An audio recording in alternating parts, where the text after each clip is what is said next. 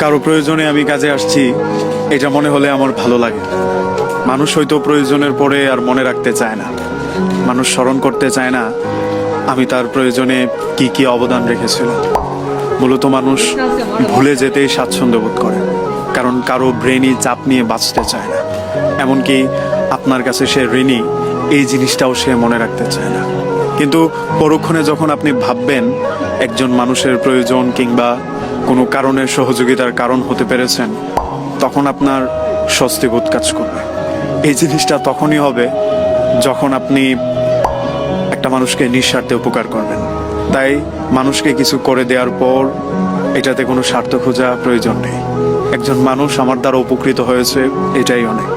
এখন সে যত কাছেরই হোক না কেন, সেই প্রতিকার আপনি ভুলে যান যে আমি তার জন্য এইটা করেছি, সে আমার জন্য সেটা করবে। আমি তার জন্য এইটুকু করেছি, সে আমার জন্য এইটুকু করতেই হবে। এই বাধ্যবাধকতা থেকে যখন আপনি বেরোতে পারবেন, তখন দেখবেন পৃথিবী আর কঠিন না। তখন আর মানুষের উপকার করতে আপনার মনে খটকা বাজবে না।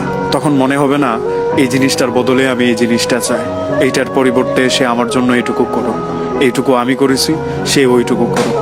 এই জায়গাটা থেকে বেরিয়ে গেলে তখন আপনি শান্তিতে থাকতে পারবেন। আপনার একটা প্রশান্তির ঘুম হবে, তৃপ্তিতে বেঁচে থাকা একটা সম্ভাবনা তৈরি হবে। তাই আমি বলি, প্রয়োজনে মানুষের কাজে আসতে পেরেছেন, এটাই অনেক। প্রয়োজনের পরে এসে আপনাকে মনে রাখুক কিংবা আপনার জন্য কিছু করুক, এই জায়গাটা থেকে বেরিয়ে আসুন। এতে আপনার জীবন এবং বেঁচে থাকা অনেক বেশি সহজ হবে।